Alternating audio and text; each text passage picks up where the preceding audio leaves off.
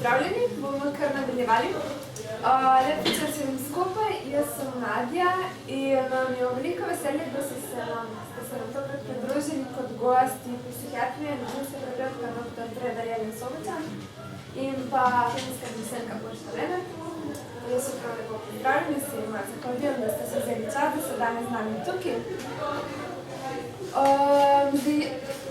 Po tretjem ogledu filma se mi zdi, da je tako kar ene milijon stvari, o tem bi bilo treba podebatirati, ampak če bi mogoče začeli kar s to psihološko podlago, mene so se pogovarjali sicer, da ne marate postavljanja diagnoz, pa vendar, kako bi iz psihološkega gledišča opisali to, kar se v bistvu dogaja Kevinu in njegovi mami, oziroma njima skupaj. Pač, ko gledamo ta film, pomislimo na kakšen tako kot psihopat, sociopat, kako se v bistvu bi lahko pač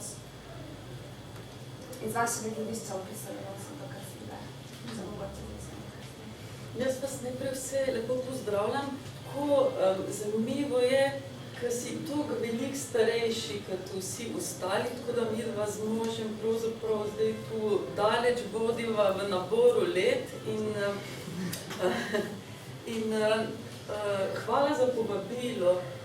Jaz bom probala tako zelo kompleksne stvari povedati na tak način, da vas ne zasujem z nekimi stvarmi, da pravzaprav, zdaj bo to preizkus, če človek za dosti dobre stvari pozna in zna preprosto povedati.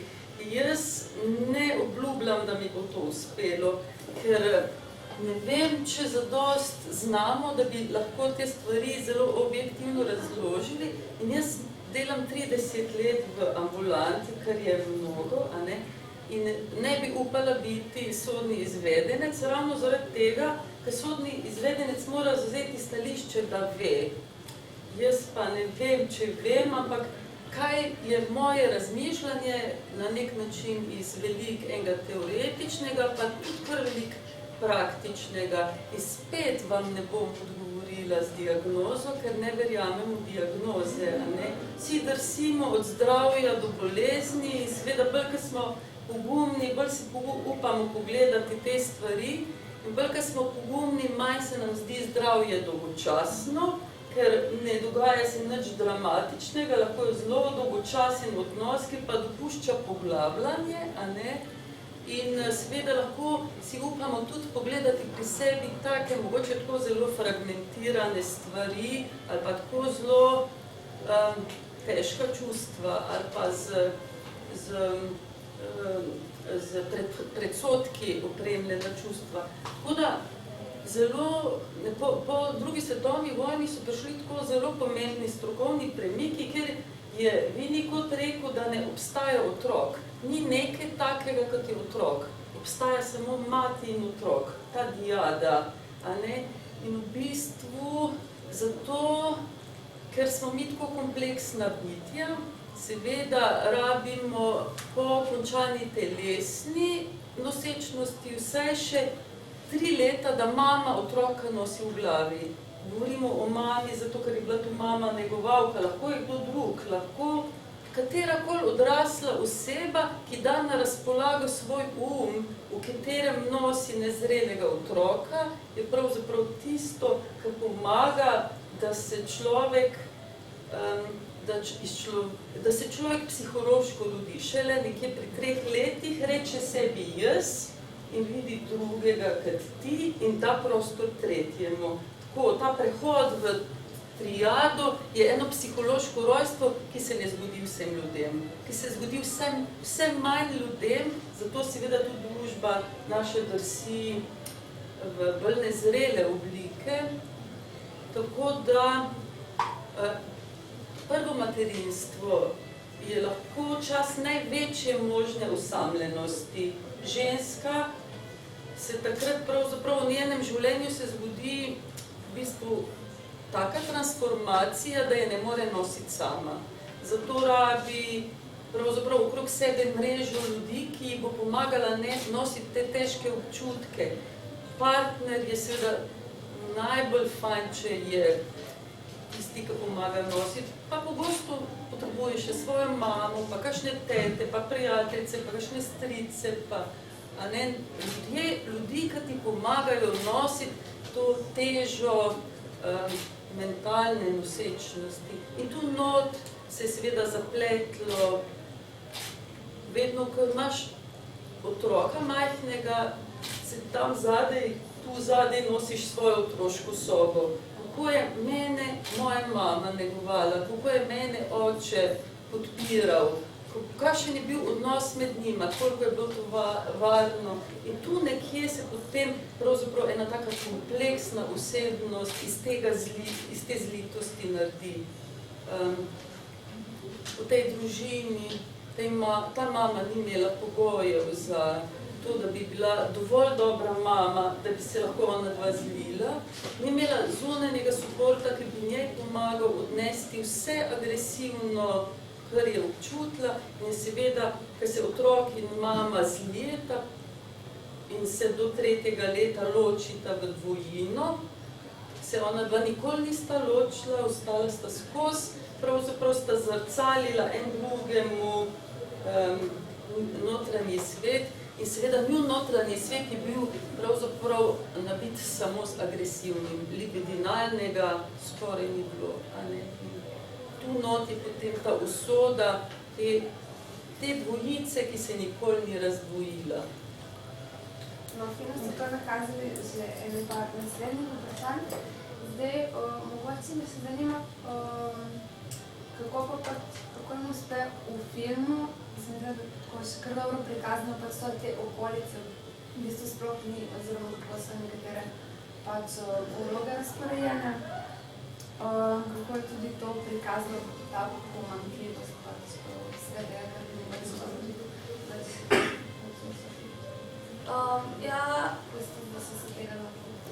Meni se zdi zanimivo pri tem filmu, koliko je pravzaprav vse zelo precizno. In te stvari, o katerih zdaj govorimo, oziroma ste vi govorili, ki so zelo vsebinske, so prikazane z enimi zelo filmskimi, režijskimi prijemi. Zdaj, mislim, če vas bo zanimalo, ali pa če vam je bil fascinanten ta film, ali pa če vam bo ta debata, se vam zelo splača še enkrat film pogledati, če vas zanima tako filmski jezik. Pol, ko enkrat zgodbo poznate, ko vidite, koliko natančno so uporabljene in zasedba igralcev, in maska, kostumi, scenografija, fotografija, barve, glasba, zvok. Pravzaprav zelo dobro je pokazana kot prvo in mislim, ta osamljenost je sicer že skozi scenarij, se pravi, ona gre iz New Yorka, iz enega mesta, kjer se počuti doma, čeprav vidimo mesto kot nekaj hrupenega, pa na trenutke neprijetnega, in njej to vse neko olajšanje prinesejo. Glih te grozni zvoki v mestu, ki jih včasih asociiramo s čim negativnim, tisto gledbišče, v neko mirno sosesko, ki pa pravzaprav sploh ne vidimo nobene neke socialne zgradbe, mislim, nobene sploh družbe v tej soseski. To je vse tako zelo, vidimo šele pol, ko je vse obrnjen proti njej. Tako da, prav, v bistvu najbolj, kar se mi zdi zanimiv, to, kar ste rekli, da se one dva nikoli ne razdvojita, kako je to pravzaprav v filmu. Zdaj, ne vem, če ste opazili na začetku, dokler še ne veš, kdo je kdo, mogoče ne opaziš, ampak čisto na začetku je ta kader, ko se ona potunka v vodo in vidimo njen obraz, pa pod vodo vidimo naenkrat njegov obraz, in bolj, ko se dvigne, je spet ona. In tukaj že zasedba igralcev pravzaprav se meni zdi genialna tukaj, ker pač lahko bi bila mama pa sin te dva igralca v resnici. In še ista frizura.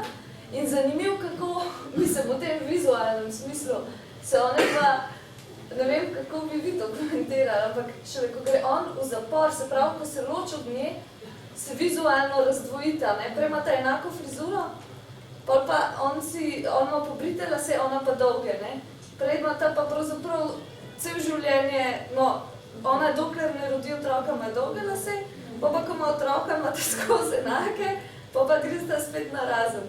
To mi je bilo čist ne, iz v bistvu stališča, to je čist filmska maska, najprej ideja, vprašanje, če je sploh bila, ali je bila ideja režiserja ali pa kakšnega sodelavca na filmu, ampak kako lahko s takimi zelo preprostimi pa poceni filmskimi triki dosežeš eno zelo učinkovito, pravzaprav tako sporočilo. No? In zanimivo je tudi to, kako izstopata tukaj ta oče in ta mlajša hči čist vizualno, že kot nekdo, ki sploh v to zgodbo ne more priti noter, ker sta čist outsiderja. Ne? In tudi recimo, meni je zelo zanimivo, kako je, dobro, mogoče to pride bolj kasneje ta oče zgodbo, se bomo še vrnili, ali ne vem, ampak čist te dva igralca, ne, kako je v bistvu režiserka jo zasedla po eni strani Tilda Swinton, od kjer imamo že percepcijo, že pred tem filmom smo imeli percepcijo neko od ene take, ne vem, močne ženske ali pa samozavestne, nekoga, ki se ne bo pustil kar tako manipulirati, recimo, ali pa ki bo kos marsičemu, ne. In tukaj vidimo, da pač dobi nekoga, ki je sposoben parirati, če lahko tako rečem. In ni to zdaj diagnoza, ampak čist vizualno ali pa kar se tiče karizme, ne. Hkrati pa imamo Johna C. Reillyja, ki je pa smo ga navajeni od nekdaj kot enega tazga malo naivnega, mogoče celo malo butastega, neškodljivega, ampak simpatičnega človeka na filmu. In glih, kar je načeloma v pač vseh filmih, ki smo ga vajeni, izpade tak pozitiven, simpatičen karakter, ampak potem vzameš točno tega igralca, to osebo in ga postaviš v eno od redkih situacij, v kateri pa ta karakter je pač škodljiv lahko, ne. To se mi je zdaj zanimivo, kako že samim izborom igralcev nakaže nekaj, kar na začetku deluje simpatično, ampak pa se to čisto obrne. V bistvu, on je celo, jaz sem včasih tako na trenutke si nisem mogla pomagati, ampak sem celo dejala na njega, kakor na, zdaj bom ful poenostavljeno rekla, ker da je celo on bad guy v tej zgodbi, ker bi lahko nekako po tem odnosu nekaj prispeval ali pa pomagal, pa je pravzaprav glih zaradi tega, ker je tak, ker ne dojame razsežnosti tega problema, očitno povzroča sam škodo na trenutke, tako da to se mi je zdaj zanimivo, no, to je nekaj, kar recimo tudi pol loč film od knjige na nek način, kako lahko že zelo preprostimi vizualnimi sredstvi, preden se sploh film zares začne v prvih 10 minutah, že poveš, kjer odnos je tukaj najbolj pomemben, kdo se ne more ločiti in kdo so ljudje, ki na pol odzunaj situacijo opazujejo. Govorimo pa, mislim, tako v tem filmu imamo nekako pred sabo vedno neke pare, neke dvojine, mama in sin, potem sta pač v partnerstvu, ona dva, pa tudi oče, sin, in še dvojica pač oče, hči, ki sta na koncu nekako odstranjena. In se mi zdi pač, tega, kar si vizualno povedala na koncu, ko ju najde pač ubita, je v bistvu cela scena je nekako tako pač bela, so zavese bele, ona dva sta oba v belem, pač tista voda škorpije tako, za razliko od vsega ostalega, ki je precej rdeče, je en tak velik kontrast, v bistvu ona dva nekako je dejamo kot nekaj pač nedolžni oziroma vsaj nemočni žrtve, no, če že on ni bil nedolžen, bil pač precej nemočen oziroma nesposoben. Torej, naša tematika je seveda dvojina in se mi zdaj ta pač film vrhunsko sodi v to poglavje. Vi, gospa Breda, opisujete tudi vedno odnose med ljudmi kot s to metaforo plesa, kar se mi tudi pač vrhunsko, ker je v bistvu v plesu vedno sodelujeta dva. Za kakšen ples gre torej tukaj, za kakšne vrste dvojino? Med kako? Med v bistvu pač to glavno, med materjo pa sina.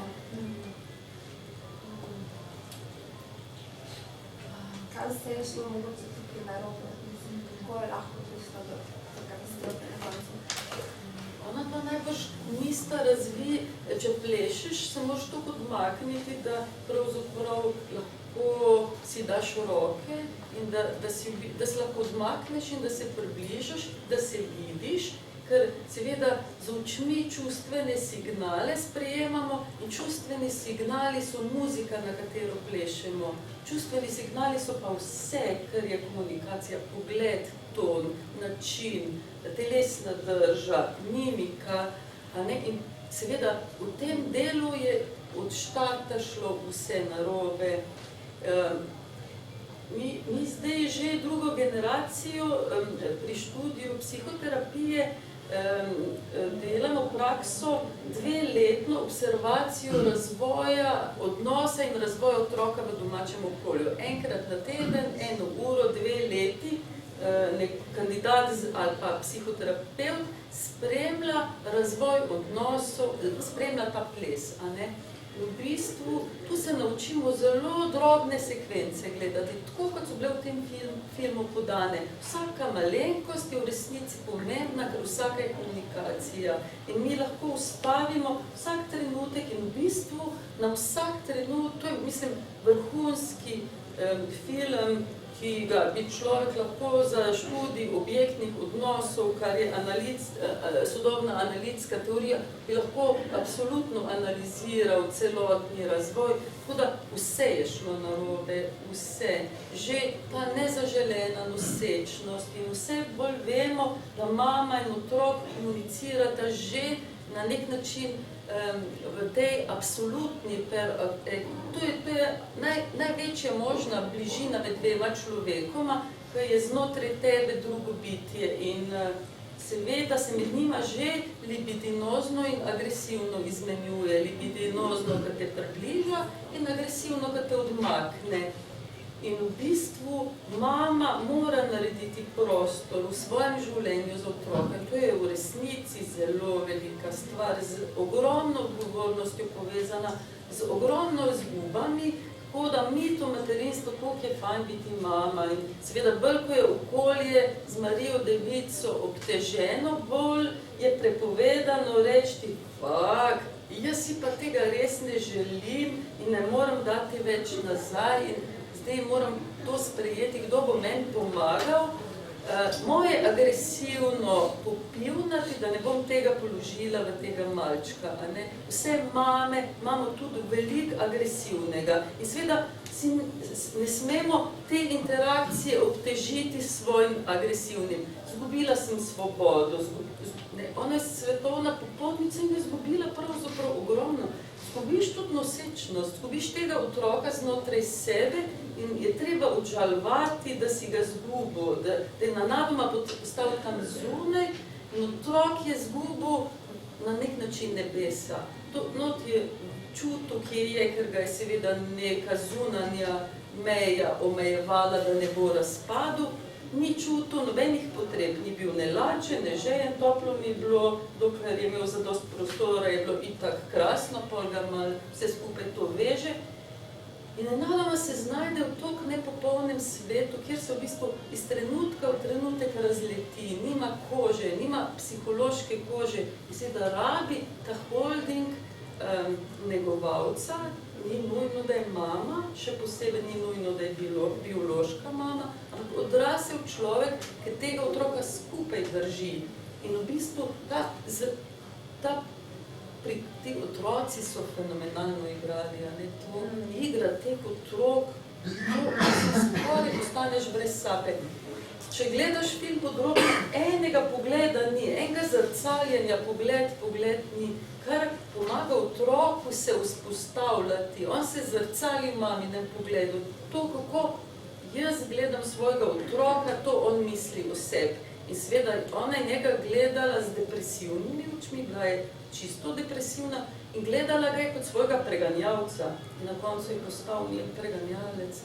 Bil ji je vse, kar je imela rada, izoliral jo je in je seveda v resnici, ko se bo vrnil iz zapora, jo bo preganjal naprej in ona mu je seveda spet lepo poravnala poslo, ker če ne zdržiš mešanih, napornih, konfliktnih, umazanih občutkov, probaš zunaj vse urediti, da bi bilo vendarle tako vse gladko in čisto, ker znotraj tebe pa ni. In ko imamo majhne otroke, ni nič spucano, ne hiša, ne srce, ne glava, ne nič, vse je, ne odnos, ne nič, vse imamo zmešano in v bistvu stalno rabimo iskati to eno ravnotežje med agresivnim in libidinalnim, tako da vse je šlo narobe.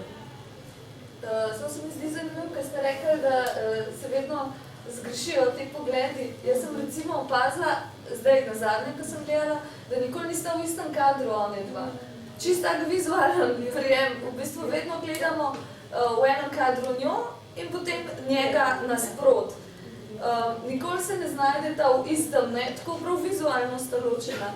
Tako da čist tak dosti subtilen prijem, pravzaprav, tudi jaz ne vem, če bi opazila, če ne bi vi zdaj omenili, mi kliknili za nazaj. Do končnega objema, ker je v bistvu vse je pobil, vse je uničil in šele takrat je prišla do malo sočutja, a ne? Ker sočutje šele takrat dosežemo, ko zelo tako agresiven del nevtraliziramo z libidinalnim, se pravi z ljubezenskim, ko v bistvu pri 3 letih otrok lahko začne čutiti sočutje, če je šlo dobro. Potem začne v resnici plesati z drugimi ljudmi.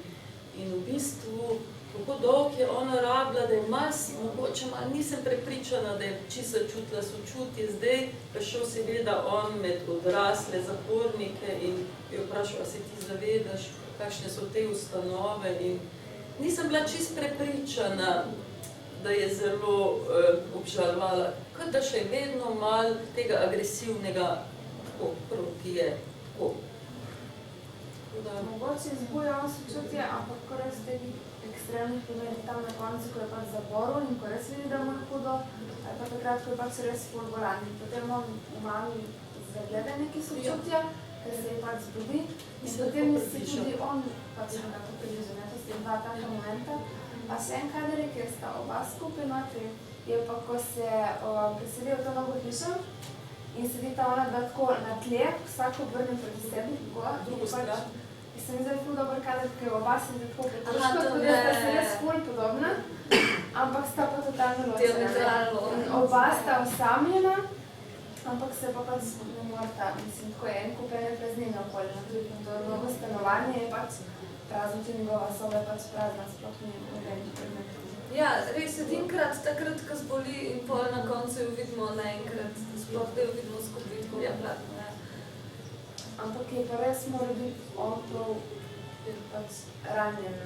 Agresiven del vedno udriva, ne? Ko prevladuje v odnosu agresija, udrivamo in ko prevladuje libidinalno, pustimo pridi bližje in ta odnos njun je absolutno investiran samo z agresijo in tu ga mama v bistvu drži od sebe. Potem se seveda obrne, potem postane on močnejši, kmalu jo dobi v pest. Torej je pač film vsekakor polnenih simbolov, ko se za večkrat, ko gledaš, bolj se tudi vsaka malenkost, da mi se tudi karkoli je napisano, se tako brati, in pač skezi, ko se pobije, ko bi se zdali na šoli expect great things, pač tako zrdeči na veliko. Tako malo ironije, v bistvu je tak zelo črn humor v momente. Ja. Torej, en kupenih simbolov, mislim, enih takih stvari, ko ona pač tista jajca, recimo, žveci in to, se mi zdaj povezano s to krivdo, ko ona čuti. Zdaj, v takih tragedijah se vedno pride do nekega občutka krivde oziroma do kazanja s prstom, do iskanja nekega krivca,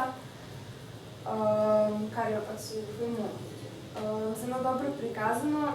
A lahko v takem primeru govorimo sploh o nekem krivcu, o neki krivdi, lahko pač kažemo s prstom, ali bi bilo boljše pač govoriti mogoče o nekih vzrokih, kako se lahko, pač kako bi se tudi živalo mogoče lahko s tem spopadla. Moja ideja je, da ona ne čuti krivde, da ona tudi ni, da ona v resnici ni razvila sočutja in ni razvila zmožnosti, empatije in odnosa, da ne čuti krivde. Njej se samo v resnici uresničilo to, kar je ves čas nosila v sebi, znotraj tiste ali depresije, ali apatije, ali odklanjanja. Tako da jaz mislim, da ne gre, da bi ona občutila agresijo, ampak gre za eno tako mazohistično držo, kjer trpi naprej. Prej je trpela, ne, tako v bistvu ne vem, če je v resnici to v tem smislu že krivda je, ne, krivda za realno to, kar drugim povzročimo, je seveda en tak občutek, ki zahteva sočutje. Jaz se bojim, da ona ne čuti sočutja.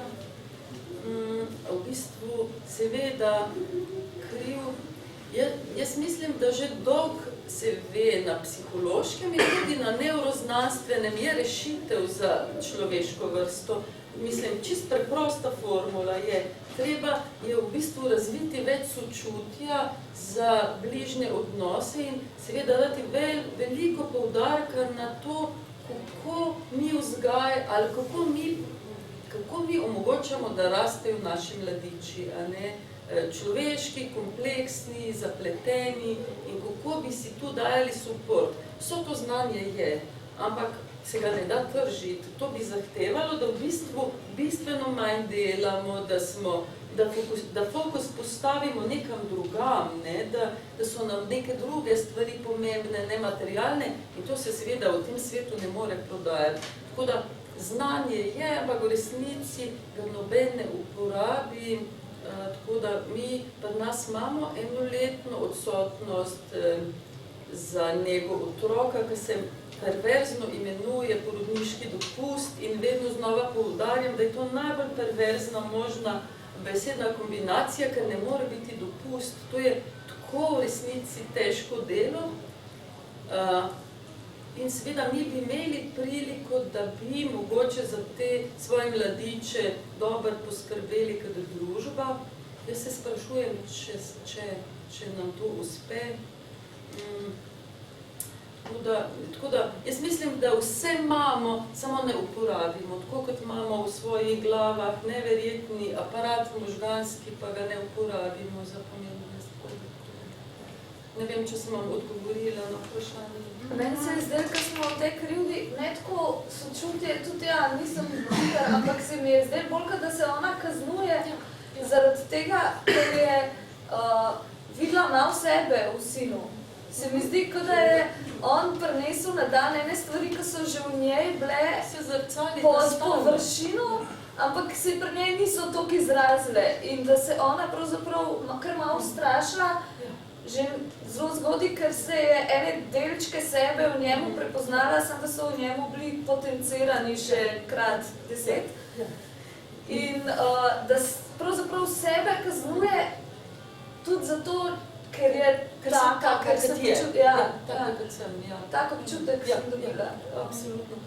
To je zelo možno gledati v 3-generacijskem, da vedno na nek način v 3 generacijah pride na površje, kar ima priti ali dobrega ali slabega. In seveda ona ima en sam kratki razgovor z mamo, zelo kratki in se čuti, koliko je kako je tista mama intruzivna, koliko vdira in kako se v bistvu ona težko zaščitila pred njo in seveda pri Kevinu je prišla ven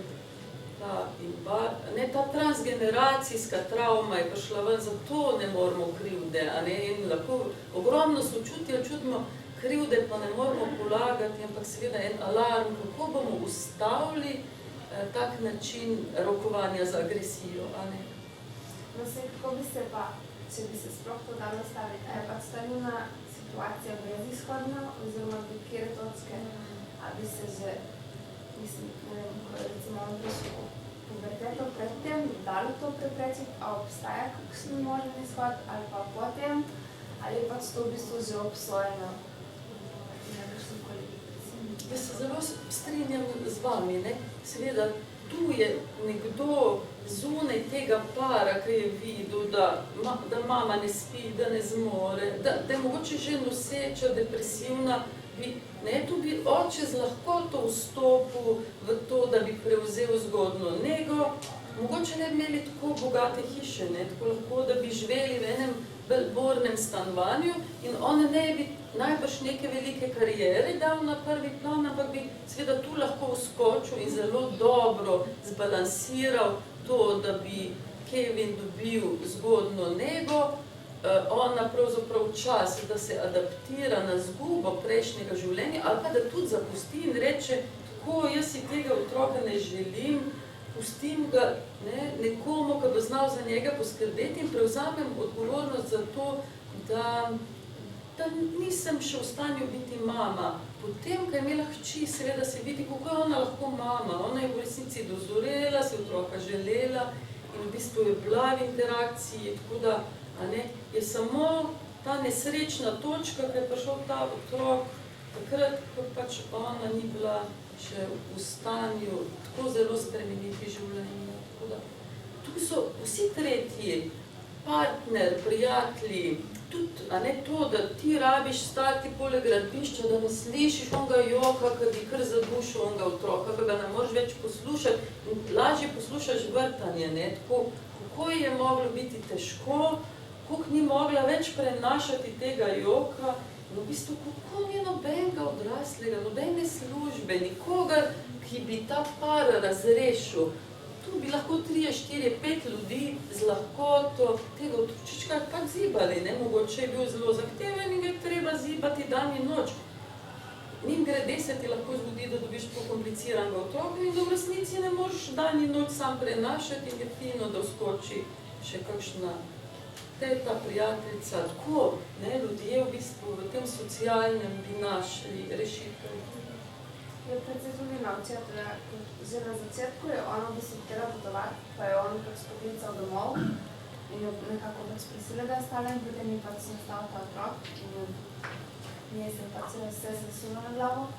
Potem tudi, mislim, lahko skr vidimo, kako v bistvu res nepozoren sploh ne opazi, da je noseča, pač kot je bi prej opazi, kot je en kupenih namigov, pač kažem, to se pomankanje. Te človeške, Zato jaz mislim, da ne glede na to, kakšno imamo versko prepričanje, je absolutno pomembno, da ostane v Sloveniji pravica do splava, ker najbrž bi bilo mnogo ljudi veliko bolj srečnih, če se Kevin ne bi rodil, ker če si tako nezaželen, v bistvu kaznuješ vse, ki so zaželeni in vsem mamam, ki si želijo svoje otroke, pokažeš, kako je, če otroka nimaš, in je v bistvu ta del, in v Angliji govorijo že o območjih, kjer odrasli ljudje zvečer ne upajo ven zaradi band zgodnjih najstnikov, ki seveda se maščujejo vsem odraslim.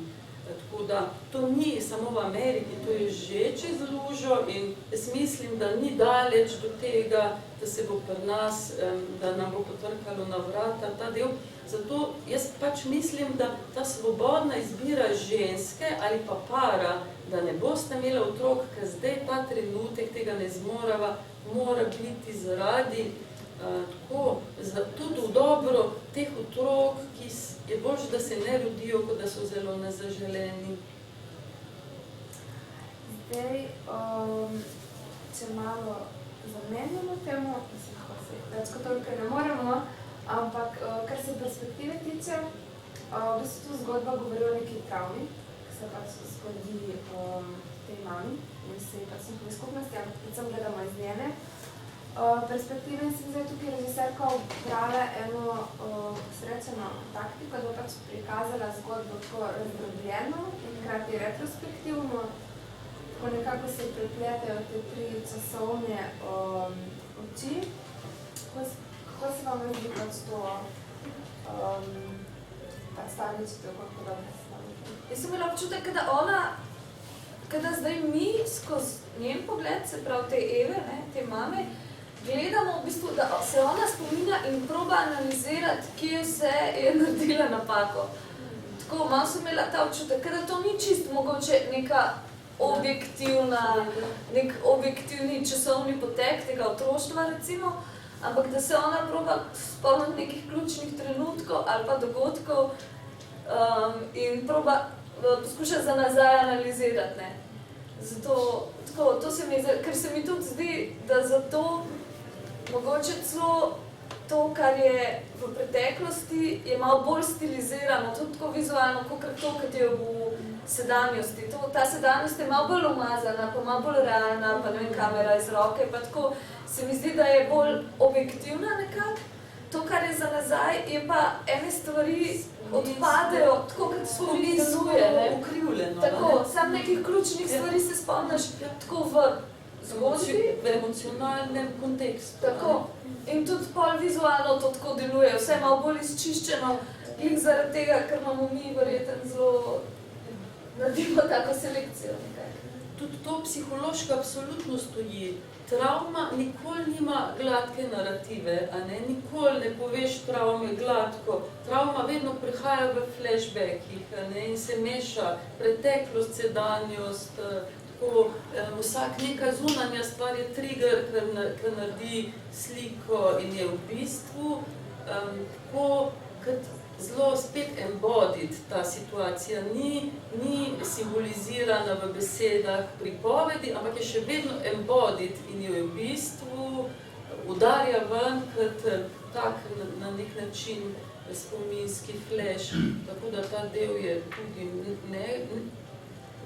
tudi pravno težko drugače prikažeš kot tako, in ta zavesa, ki loči nek čas, ki se začne z njo in v bistvu ne vemo na začetku, da je to neka zavesa, ki v resnici loči en čas od drugega.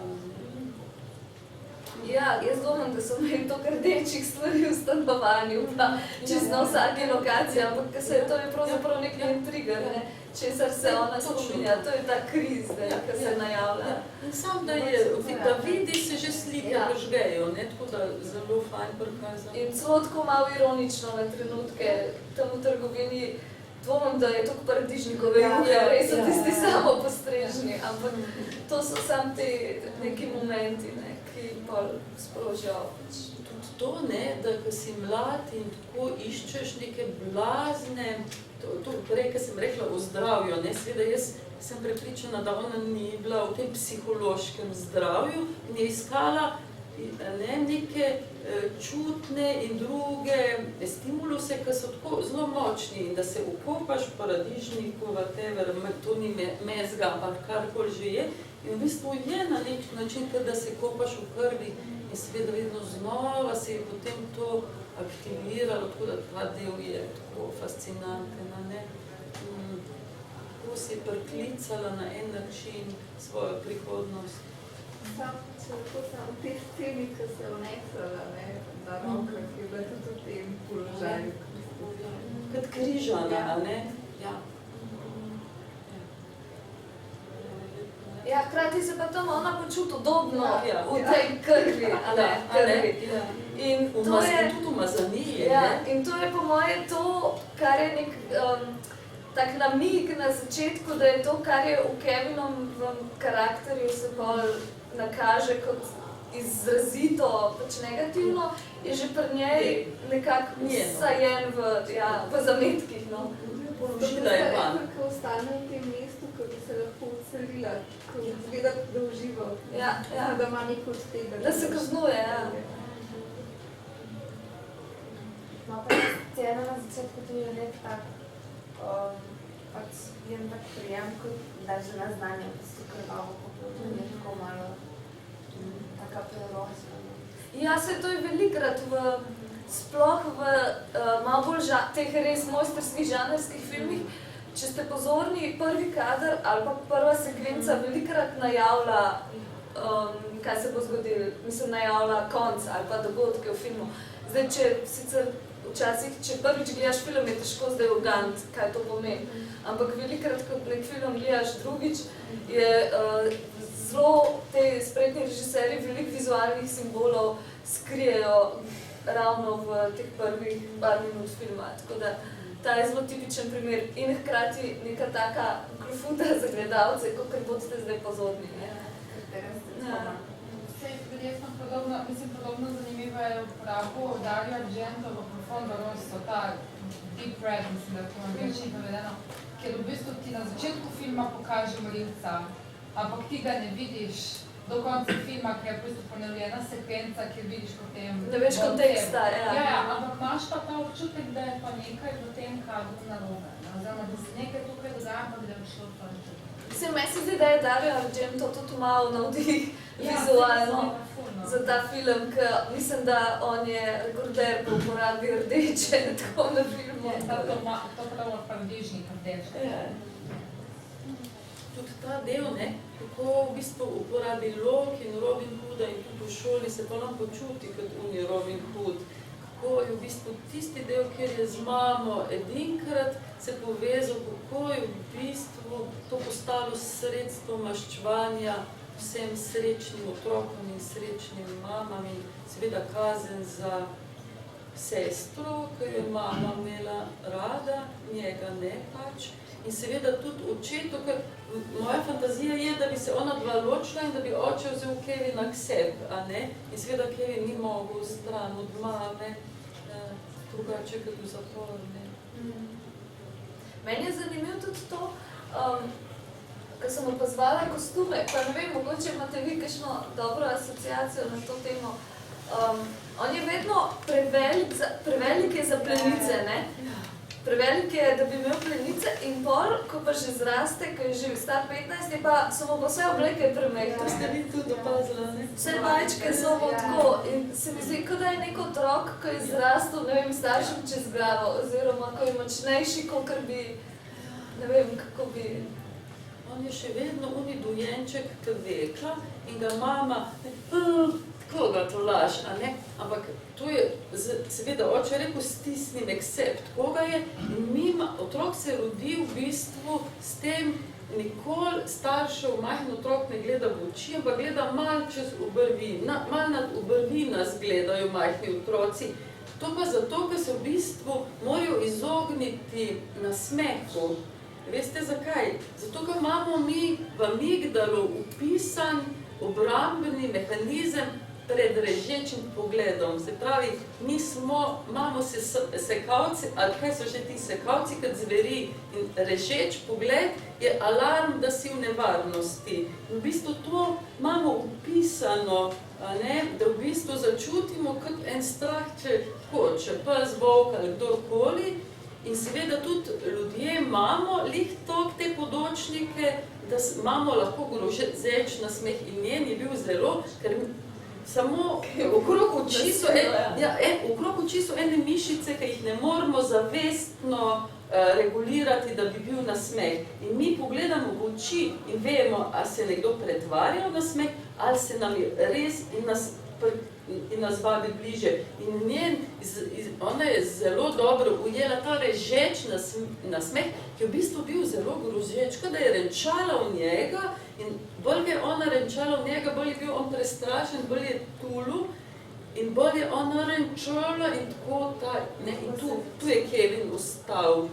Tudi v teh majicah še vedno ta fantek, ki se je tako bal in obenem potem je postal on tisti, ki je druge strašil. Tako je, ko je pristala na tisti kompromis gnili, samo tako je pokazal in je prevzel nad njo nadzor, in je potem strašil. Še ena stvar mogoče, to mogoče bolj zate, Urša, a misliš, da bi se dalo reči, da občutite, da gre za žensko režiserko, da če to nekako vpliva na to, kako je obdelala to tematiko? Meni se bolj zdi, ne tako reži, kot v scenariju, ker tudi avtorica predloge je pisateljica. Se mi zdi mislim, to je ena taka tematika, sicer Rosemary's Baby, od Polanskega je mogoče film, ko nas lahko spomnimo na tega in obratno, ampak drugače pa je to zelo taka tabu tema, ker ne sem, da... O materinskih načenja. Ja, ki, mislim, ne bi rekla, da zdaj moški režiserji, da se ne upajo ali pa niso upali lotiti, ampak verjetno tudi ne, je malo težji za njih to, tako da se mi zdi, da večina filmov, ki se s tem ukvarja, pravzaprav dosti realističen in hkrati zelo težek na trenutke za poželet način. Mislim, za nas gledalce, ki imamo v sebi vsaj en ta mit še vedno, ne, o tej avtomatični ljubezni med mamo in otrokom, se mi zdi, da mogoče lažje bolj iskreno pride od scenaristke in pol režiserke. Ne. Tako da, glede čist tematsko ali pa scenaristično, ker je bilo v zadnjem času je bilo nekaj filmov na to temo, pa zanimivo, da velikrat to dosti pove o tem, kako doživljajo lahko doživljajo ljudje, ki se jim to zgodi, to stanje, otroci ali pa mame, da je veliko filmov, ki se s tem ukvarja, s tem fenomenom, no, ne vem, kako bi rekla, s tem problemom te osnovne vezi, je pravzaprav horror filmov. Ne. Mislim, in Rosemary in otrok, in zdaj lani je bil en film Babadook, avstralski, tudi režiserke, zdaj sem pozabila, kako je ime? Jennifer Kent, ja, bravo. Ker je pravzaprav tudi thriller oziroma grozljivka, no, na nek način.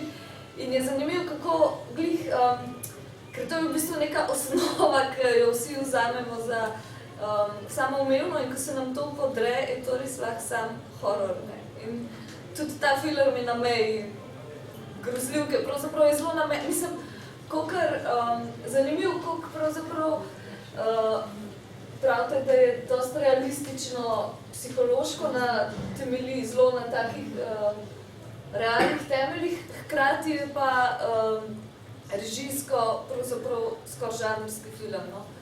Tako da to se mi zdi taka zanimiva kombinacija. Ja.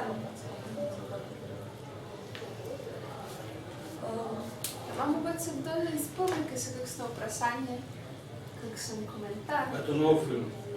Ne, film je iz leta 2011, mislim, Ampak je nagrado? Ja. Golden Globe nominacijo, pa še da Swinton je dobila. Je ta ženska igrala v Tretji kamen nad soncem? Ne. Na začetku, a je to ista ženska, ki je na začetku v krvi, da se spomnim na nagrado? Ja. Tam je to podobno nagrado. Ne, ona nosta. A pa spol je dobro nagrado? Kaj je? Ne, bil je v tekmovalnem programu v Cannesu na festivalu, zdaj bo pete. Pa so bile neke nagrade kritikov, tako, ampak od teh ta ogromnih pa nobene take ful pomembne. To bi ne razumel. Mislim, se, a ni bilo tudi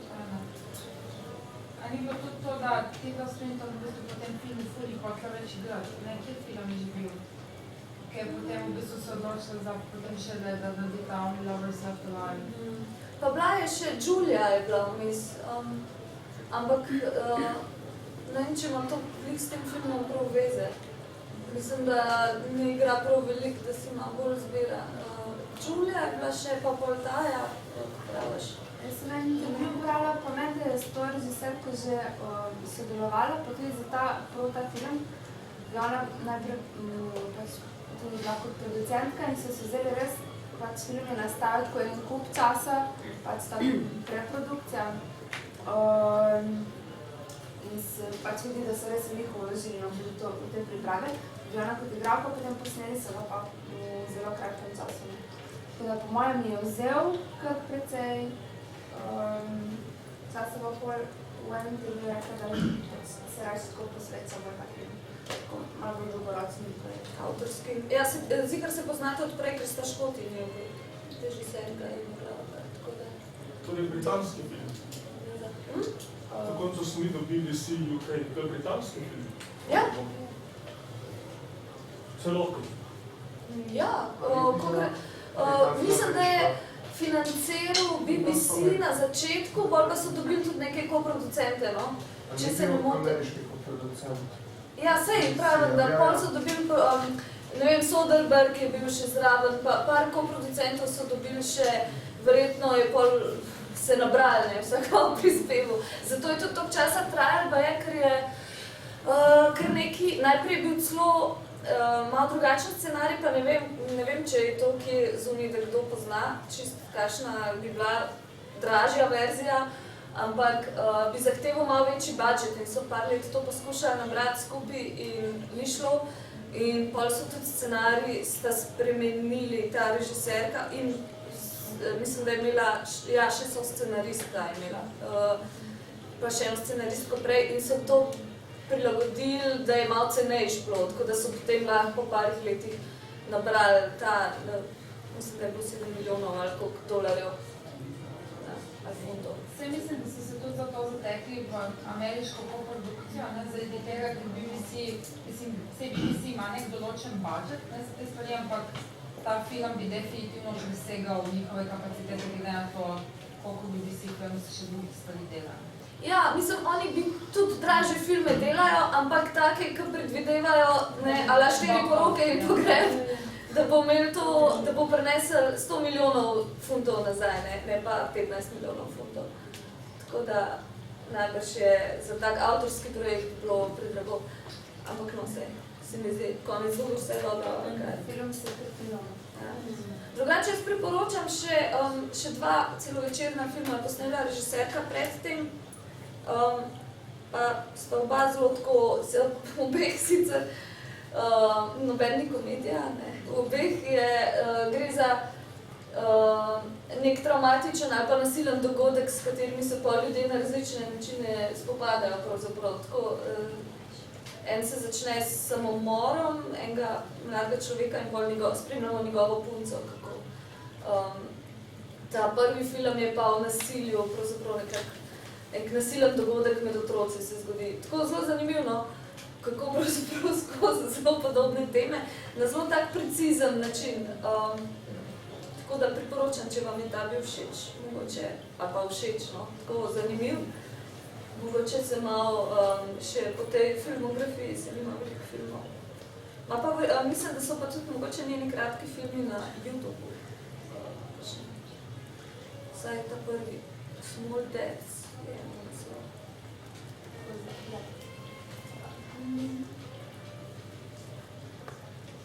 Imate vi mogoče s kim se dodati, kakšno mislim? Meni je čisto ena stvar zanimiva bila, ker se mi zdi, da je sicer malo modern, jo zdaj uporabljati zadnje čase v filmih, ampak tukaj je res tako ekstremno ta ironična uporaba glasbe. Kako čisto nobena, taka veliko ene pozitivne glasbe, ki je tukaj ne paše v kontekst, da je že kar nasilna. In tudi tukaj vidimo v to mestece ali predmestje ali kamorkoli že se je ona iz New Yorka preselila, ne po svoji volji očitno. Vedno, takoj ko vidimo to mesto in ko se ona tam pojavi, pride ta neka grozna country glasba, ki bi bila v kakšnem drugem filmu lahko čisto simpatična. Tukaj pa deluje tako ne paše niti na njo, niti na vizualno plat filma, tako čisto je zgrešen. In v bistvu to samo poudarja to, kako je ona čisto izven svojega elementa tam, ne. Tako da se mi zdi, se pravi po eni strani to in po drugi strani ta Noč čarovnic in tista, ne vem kako je že naslov, ta super pozitiven komad. Tako se mi zdi zelo dobro, ironično nekako med razliko med tem, pravzaprav to se mi zdi, to sem videla kakor razliko med pričakovanji, kako ne bi se nekdo počutil v tej vlogi, v tem okolju in pa realnostjo, kako je občutke ona, mislim, kaj ona v resnici tam doživlja, no, to mi je bilo zanimivo. Tako neko psihološko stanje. Tako osamljenost. Ja. V bistvu bilo pač ves čas nekako neprijetno, bi tako rekli.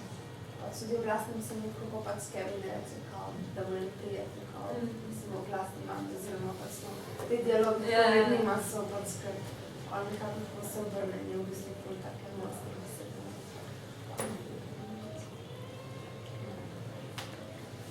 Ja, za konc, ne, to sem mislila, ja, čisto preprosto to, takoj, ko se nam v intimnem, to ne mislim nujno ljubezenskem, ampak bližnjem odnosu pojavi bitka, boj, je ta odnos zapečaten in izgubljen. Tako da v bližnjih odnosih se seveda ne smemo boriti, če hočemo, da bo izid dober. Se nam ni bilo v tem filmu nekaj nekaj upozorilnih znakov, za to pokazati, ne vem. Ja, namigov. Vedno ste rekli, da je ta noč čarovnica. Potem ona se fura in cela okuna pač scena prazna, ne. Se jaz vidim v tem filmu recimo edin to štirko s tistim medvedom, trenutek, ko vidiš v tej družini na čustva, ko je se prečustveno, ne. Okej, se neče, je prav, a ni prav, ne vem. Ampak pa ta noč čarovnica zafura tam in ona pač spet ko gleda in kao, muzika naj bi ti dala en feeling, ne, da je vse skupaj ena pravljica, njen dojemanje je vse skupaj kao horror, čeprav ne dobiš tega feelinga, ne. In potem sem, ne vem, kako pač maska njo pogleda, ne, se pravi, ne vem, ta, ne vem, kostnjak noč čarovnic, ko to pogleda njo, kdo je zdaj gleda čuden, ne. Ja, to je dober Šemo, moment, ko je živimo, a ti pora sapa kao, cel dan se ne čutiš, ne. Tako furo, Ironično je tudi to, ne, novi Donald Trump, ne. Če je vedla, mislim, tako upam, da ne, tako, ja. To je to, sem tudi jaz krmala, poskočila. Ja, cel kup opozorilnih znakov. Da se je ful je navaram. Kdo je bil na tistem plakatu? Ona je bila na tistem plakatu Ja, v knjižnici, ne? Ja. Zakaj je imela plakat?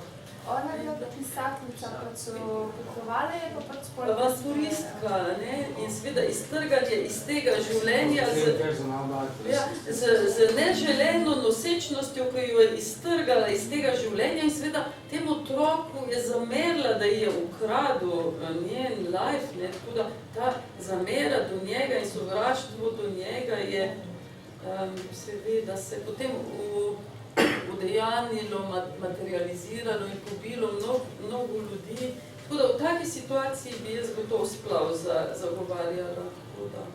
Čeprav moramo pa izpostaviti zdaj, ne vem specijalno, ampak ne smemo biti tih po mojem, ker se gre za film. Se gre za to, da lih ta Kevin bil, ne vem, je bil majhen, pa bil seveda v zaporu, se pravi, ne vem, 23 let, ne. Še zmer mnogo je. Na koncu smo 18 naj bi ga bili predstavljeni. Pa mi smo gledali uro pa pol teh brezčustvenih trenutkov, pa pač, ne vem, okej, fater je izigral brezčustveno, pravka spet, ne vem. Ampak pozabili smo najde, da je ona je bila pisateljica, kar ne vemo, pa je on delal, ne, kako smo napredovali, da se začeto stare bajke, da se pač hvatilo mogoče v taki sosedski živeli, te okoliščine. Ja, se zdi, kar niso brezčustvena familija, ampak je sam tak profuknen film. Da ga ne pustimo kot brezčustven film, kaj ni, ne vem, 18 let življenja je ful dni, pa je ful en takih trenutkov, ko mora biti brezčustven. Lahko ste optimističen, jaz pa čisto pesimistična za Kevinovo prihodnost in prihodnost Kevinove mame. Pol leto, vse da to. Ja, in bo ponovo. Kako bo je naredil? Kaj smo naredili? To je zakleno vrata, pa še ven čez vrata, pa se ga zakleni. Pač tega glavnem tam, mislim, tega dogodka ne pač prikaže, ampak on je en kup enih sošolcev, pa zelo postredni. A ti bo knjigi? Se vidiš, kaj jih očeta in pelejo sestro. ven, pa jih puščice jim gledajo. Je prikazano glih toliko pač, da te ganeš, Že prideš vseča ono... ni pa, da bi se pač na tem nekako to. Dobro, da je taka rumena, da takoj prepoznaš. Jaz bi samo vprašal, kako si lahko razlagamo tiste dva kadra, ko se dvakrat ob 12 uri pojavi na narogu. To pa Ste nisem... Prvič se takrat zanosi, a ne? Drugič pa je to jutro pred umorom, če se prav spomnim. Je pred tem, ko je pobil. Aha, je to isti dan? Ja, možno, da je isti dan. Prvi je, ker s Kevinom zanosi, drugi pa, ker Kevin, bom še enkrat pogledala, ampak mislim, da sta v tej Začetek in konc vse zgodbe. dve katastrofi v njenem življenju. Prva katastrofa je ta zanositev in to je res. In mi imamo njej pravzaprav dolžnost to priznati, da je to za njo katastrofa. Jo je pa slabo zvozila, ne? Tako da v tem delu je seveda ta, tako meni se zdi, da sta bili, enkrat je bilo... Pa še pijana je zanosila.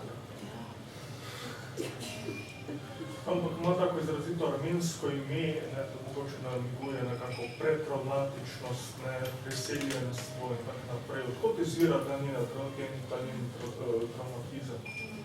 To je gotovo transgeneracijsko. To je, v bistvu je nakazanost to tem odnosom z mamo, ker ona je bila tako usamljena, itak je zgodnje materinstvo je vedno zelo usamljen trenutek in je fino, da so takrat okrog tebe drugi ljudje. Ampak pri njej je bilo tako poudarjeno, sredi vele mesta niti enega človeka, ampak niti mentalno nobenega, ne, da rečeš, pa kako pa je to moja mama, ali kakokoli, da prekličeš notranje objekte, če zunanjih objektov, suporta ni, da vse notranje prekličeš, jih ni imela, taka praznina je bila v njej, tako da to je sigurno neka transgeneracijska travma, ki se lahko vleče zelo nazaj in se seveda potem samo še potencira, zato ker tu bi razrešil recimo en partner ali ena partnerka zaradi mene ali kdorkoli, ki bi v bistvu več libidinalnega prinesel, ko bi lahko ta ljubezenski odnos kakorkoli, da bi agresijo popivno z nečem ljubezenskim, to bi lahko rešilo, ampak zgleda transgeneracijsko nimajo sreče, da bi izbrali nekoga, ki bi ti pomagal neutralizirati tok agresije in tok praznine in tok nekih nakopičenih, neozaveščenih travm, a ne? Tako da zelo težko. Kako si ko razlagate, da se on s Prozakom na filo preda, ne? A čist zato, ker je pač bila mama depresivna, ali čist praktične razlogi, da bi lahko pač nepreštevali so delo? On je bil sigurno tudi depresiven. To zrcaljenje, kako so ti otroci igrali, to je prav, a ne, ko je bil majhen, je bil tako povešenih depresivnih potez kot mama, v bistvu identičen. To je bil tako žalosten otrok. A ste videli onega zdravnika, ki vrže tako v roko in reče, ta otrok je ne mlahov, ampak en drug izraz uporabi, to je znak kronične travme. Se pravi, ves čas ima kortizol toliko zvišan, da je v bistvu, da fura 100 pri ročni potegnjeni, tako približno telesno to zgleda, da daš gas na ful in vlečeš ročno. In v bistvu on je bil najbolj depresiven. Zdaj, sam Prozac pri nas mu ne bi pomagal, da bi bil videti, da bi dobil najbolj to nalepko, da ni bil prišteven. Tako da, to je najbolj pač neka ameriška reklama proti Prozacu ali za Prozac, pa vem, tako da to mora biti nek. Ampak ta del strokovno ne stoji. Če si samo... Prozac je kul Prozac. To ne vem, če je kul, ki ga ne jemljem, tako da ne vedela je povedati, ampak v glavnem, kaj sem hotela reči, depresija je premal za to, da bi te upravičili, da nisi odgovoren za svoje dejanja, ne? Jaz sem bolj pomislil, če bi ga zadostne količine kanal, pač gleda to, da serotoninski receptor deluje, pač da bi lahko neko manijo sprožil. Se kako deluje Prozac? Se to vam sprašuje isto se ne shvatno? Jaz sem že mislil, kako si razlagate, mogoče z Materjo povezan, ker ona je mala. S Prozacom nisi že umili ali razpiši. Tu nima Prozac veze, ne more pomagati, je pregloboka travma, da bi lahko Prozac pomagal. Tako da ne more ne pomagati, ne škoditi. Jaz mislim, da to stvar Prozac umirja. To pa umirja, ne deluje čez serotonin. To je najbolj provokacija. Ne, resno me zanima, ker ne vem, izpostavili. Jaz mislim, da ni bistven, da tudi kolikor je tablet pojedla, nič ni pomagalo, niti ves alkohol. Ja, ne, ves alkohol, ne tablete v resnici niso pomagale, ker ne gre za bolezen in ni diagnoza, ampak gre za v resnici globoko osebnostno oškodovanost in to se težko zdravi zdravili, ampak samo z odnosom. tako da zapleteno zadost. A sem vam odgovorila? Ne, čist, ne. Ja, jaz mislim, da ta del, kaj ste mislili, zakaj si... Zakaj jih on vzel, ker je ona rekla... Je bilo to načrtno, da bi se lahko zgovarjali? Pač malo prišljen bil, da bi imel let.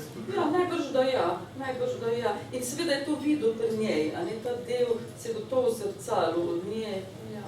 Ona je probala vse, ne, tako alkohol, tablete, tako, ampak nič ne pomaga, ne, tako, te praznino težko nafila, substanca, kjerakoli. Ne vidiš samo v sebi. Ja, te praznini je težko ujiti, ja. Da je bilo tudi rdeče vino. Ja.